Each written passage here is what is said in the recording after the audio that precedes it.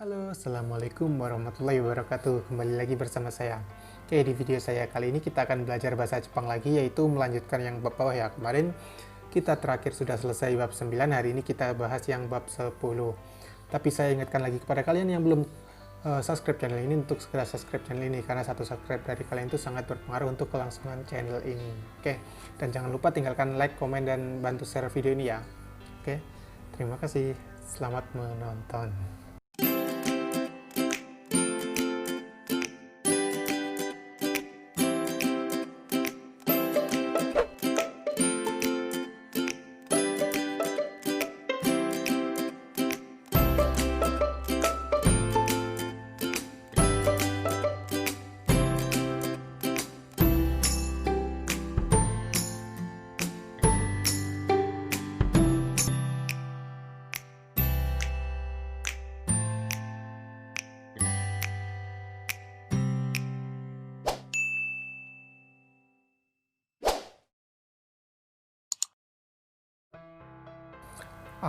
Di sini sudah terlihat ya, bab 10 atau Daijuka ya. Oh ya, untuk kalian yang ingin tahu kosakata bab 10, kalian bisa lihat di sini ya, karena kosakata bab 10 tidak saya ikutkan di video ini. Jika kalian nggak ingin tahu kosakatanya juga nggak masalah. Oke, langsung saja kita masuk ke bentuk kalimatnya. Oke, di bungkus 1 dan 2, di sini terlihat ga imas sama ga arimas. Untuk partikel ga kita sudah belajar di bab sebelumnya ya, bab 9 kemarin. Kalau kalian lupa tentang partikel ga, bisa kalian buka lagi di sini, saya kasih link di pojok ini. Kalian buka untuk partikel ga-nya ya. Saya tidak akan menerangkan lagi fungsi partikel ga di bungkus 10 ini. Oke, kemarin kita kan juga sudah belajar tentang imas sama arimas ya, atau ga imas sama ga arimas. Kalau yang di bab kemarin atau bab sebelumnya kita belajar tentang ga imas sama ga arimas itu yang artinya adalah kepunyaan. Nah, sekarang kita belajar ga imas sama ga arimas yang artinya adalah ada. Jadi imas ada untuk benda hidup, sedangkan arimas ada untuk benda mati. Jadi seperti itu ya. Jadi ini ga imas sama ga arimas itu berbeda dengan bab sebelumnya. Oke. Langsung saja kita masuk ke bungkus 1. Di sini ada nani-nani ga imas, berarti ada untuk benda hidup atau untuk makhluk hidup ya. Di sini nomor 1. Contohnya sensei to kensuse ga imas. Berarti artinya adalah ada peserta magang dan guru. Nomor 2, neko ga imas. Ada kucing. Jadi seperti itu ya. Ada tapi untuk benda hidup atau makhluk hidup. Sekarang masuk ke bungkus 2. Di sini ada kata nani-nani ga arimas. Berarti artinya adalah ada untuk benda mati. Contoh nomor 1, pasokon ga arimas. Pasokon ga arimas berarti artinya adalah ada laptop. Nomor 2, soko ga arimas. Berarti ada gudang. Seperti itu ya. Jadi ini ga arimas digunakan untuk ada yang untuk benda mati. Seperti itu ya. Nah, sekarang kita langsung saja masuk ke bungkus 3, karena bungkus 1 dan 2 saya rasa tidak ada kesulitan sama sekali ya. Sekarang kita langsung masuk ke bungkus 3 aja. Di sini ada rumus basho atau keterangan tempat ya. Basho itu tempat, tapi di sini kita gunakan untuk keterangan tempat. Di sini ada partikel ni, terus nani-nani ga imas atau ga arimas. Nah, jadi basho atau keterangan tempat di sini diikuti dengan partikel ni yang artinya adalah di. Jadi partikel ni di sini artinya adalah di. Jadi di itu bisa pakai dua partikel ya. Bisa pakai partikel ni, bisa pakai partikel de. Nah, perbedaan di yang menggunakan partikel ni atau partikel de, kalau ni itu biasanya di-nya itu kata kerjanya itu tidak ada kegiatan. Sementara jika kalian di-nya menggunakan partikel d, itu kata kerjanya harus yang ada kegiatan. Jadi seperti itu perbedaan di yang menggunakan partikel ni sama di yang menggunakan partikel d. Seperti itu ya. Contoh nomor 1, di sini ada kata Kyoshitsu ni sensei to kensusei ga imasu. Kyochitsu ni sensei to kensusei ga imasu. Berarti ya, ada peserta magang dan guru di kelas. Ada peserta magang dan guru di kelas. Nomor 2. Uchi no niwa ni neko ga imasu. Uchi no niwa ni neko ga imasu. Berarti artinya adalah ada kucing di halaman rumah. Nomor 3. Jimusho ni sukue to isu ga arimasu. Jimusho ni sukue to isu ga arimasu. Berarti ada kursi dan meja di kantor. Nomor 4. Kaisha no chika ni soko ga arimasu. Kaisha no chika ni soko ga arimasu. Berarti ada gudang di bawah tanah perusahaan. Selanjutnya terakhir nomor 5. Asoko ni koujo ga arimasu. Berarti artinya adalah ada pabrik di sana.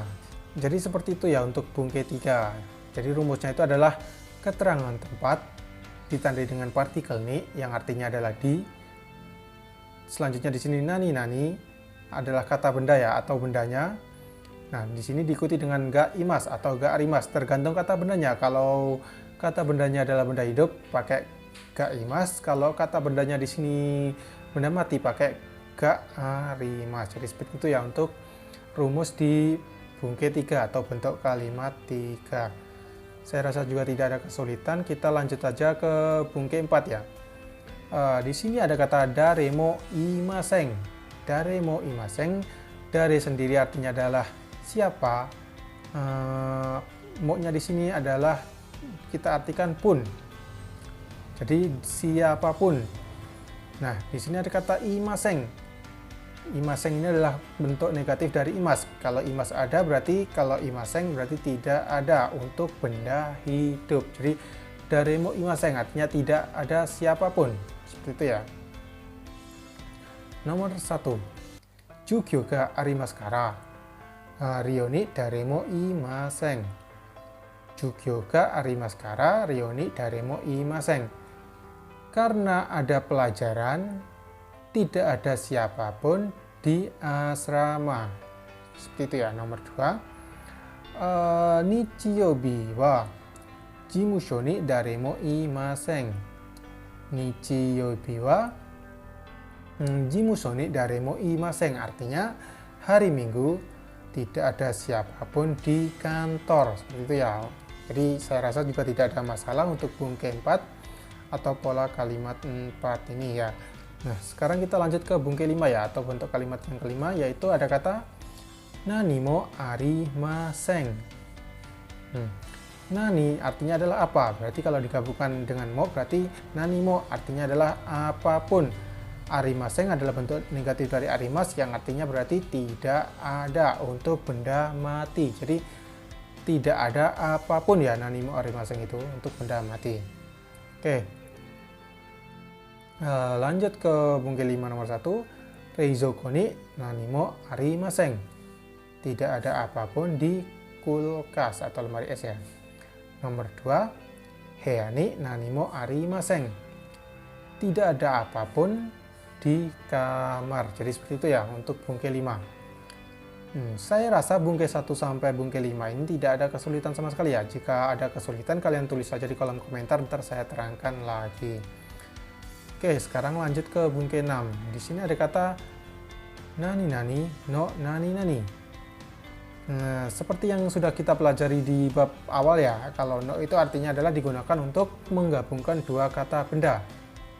Jadi no, partikel no digunakan untuk menggabungkan dua kata benda. Nah, tetapi di nomor 6 ini sedikit berbeda. Sama-sama menggabungkan dua kata benda, tetapi kata benda yang kedua di sini harus kata benda yang menunjukkan arah. Jadi sama-sama menggabungkan dua kata benda, tetapi kata benda yang kedua atau kata benda yang di sini ya, itu adalah harus kata benda yang menunjukkan arah. Nah, Kata benda yang menunjukkan arah bisa dilihat di sini ya. Di sini ada kata ushiro, ue, hidari, mae, shita, miki. Ada aida, soto, naka, tonari, dan chikaku. Sebenarnya masih banyak lagi untuk kata benda yang menunjukkan arah, tetapi cukup ini saja yang perlu kalian ketahui di bab bawah. Oke. Jadi sama-sama menggabungkan dua kata benda, tetapi kata benda yang kedua harus kata benda yang menunjukkan arah. Oke, langsung saja kita masuk ke bungke 7 ya, yaitu penggunaan dari bungke 6 tadi. Oke, di bungke 7 ini ada rumus nani nani wa, atau subjeknya ditandai dengan partikel wa ya. Terus diikuti dengan basho, tempat, atau kita artikan di sini adalah keterangan tempat. Nah, setelah keterangan tempat diikuti dengan partikel ni, seperti yang di atas tadi ya. Jadi keterangan tempat diikuti dengan partikel ni, baru diikuti dengan imas atau arimas. Tergantung subjeknya ya. Jadi subjeknya di sini benda mati atau benda hidup. Kalau subjeknya ini adalah benda hidup pakai imas, kalau benda mati pakai arimas. Oke, langsung saja kita masuk ke bungke 7 nomor 1. Agususang no neko wa uchi no naka ni imasu. Agususang no neko wa uchi no naka ni imasu. Nah, di sini ada partikel no yang menggabungkan dua kata benda. Ini yang sudah kita pelajari di bungke bawah ya. Nah, di sini ada partikel no yang menggabungkan dua kata benda. Tetapi kata benda yang kedua adalah kata benda yang menunjukkan arah, seperti itu ya. Berarti ini di sini artinya adalah kucing saudara Agus ada di dalam rumah. Kucing saudara Agus ada di dalam rumah, seperti itu ya. Nomor 2, hong wa sukue no ue ni arimasu. Hong wa sukue no ue ni arimasu. Artinya adalah buku ada di atas meja ya. Di buku ada di atas meja. Oke, untuk bungke 7 saya rasa juga tidak ada masalah ya. Jika kalian kurang paham, kalian tulis saja di kolom komentar, saya terangkan lagi. Oke, selanjutnya adalah bungke terakhir di bab 10 ini ya, yaitu ada kata nani nani ya, diikuti dengan nado, atau nadonya ini bisa diikutkan bisa enggak. Atau kalian nggak usah pakai ya, pakai partikel nado aja. Jadi ya di sini adalah partikel ya. Nah, partikel ya itu digunakan ketika kita menyebutkan banyak barang, tetapi tidak bisa menyebutkan semuanya. Jadi partikel ya itu digunakan ketika kita menyebutkan banyak barang ya, bermacam-macam barang, tetapi kita tidak bisa menyebutkan semuanya. Nah, itu menggunakan partikel ya. Partikel ya itu berbeda dengan partikel to ya, yang artinya dan ya. Kalau partikel to kita harus menyebutkan semuanya. Misal di atas meja itu ada ini dan ini gitu ya. Kalau partikel to kita harus menyebutkan semuanya. Nah, tetapi kalau kita menggunakan partikel ya, itu kita hanya menyebutkan beberapa barang saja. Misal di atas meja itu ada 5 barang ya. Kalau kalian menggunakan partikel to, itu harus menyebutkan semuanya. Kalau kalian menggunakan partikel ya, kalian bisa menyebutkan cuma 1 atau 2 aja. Jadi tidak perlu kalian menyebutkan 5-5-nya. Misal ya, di atas meja itu ada 3 barang. Misal di atas meja itu ada bolpen, buku, dan pensil. Nah, itu kalau kalian menggunakan partikel to, kalian harus menyebutkan semuanya. Misal sukue no ue ni hong to enpetsu to borupen ga arimasu. Nah, jika kalian menggunakan partikel ya, kalian bisa menyebutkan kata bendanya tersebut atau bendanya tersebut cuma satu aja. Misal sukue no ue ni enpetsu ya hong nado ga arimasu. Jadi seperti itu ya. Bolpennya nggak usah kalian sebutkan, tidak apa-apa, tapi sudah termasuk di situ ya. Atau ya itu ya nado ini bisa kalian artikan dan lain-lain ya, artinya berarti menjadi di atas meja ada pensil, buku, dan lain-lain, seperti itu ya. Jadi ya nado itu digunakan untuk menyebutkan kata benda yang mewakili, intinya seperti itu ya. Jadi intinya ya nado itu digunakan ketika kita menyebutkan banyak kata benda tetapi hanya yang mewakili aja yang kalian sebutkan. Nah, bisa diartikan juga dan lain-lain seperti itu ya. Nah, penggunaannya jadi bisa kalian cuma menggunakan partikel ya aja, bisa kalian menggunakan partikel nado aja, atau bisa kalian menggunakan kedua-duanya seperti itu ya. Contoh di bungke 8 nomor 1, Nihong ni Indonesia ya, Tai ya Betonamu no kensusei ga imasu.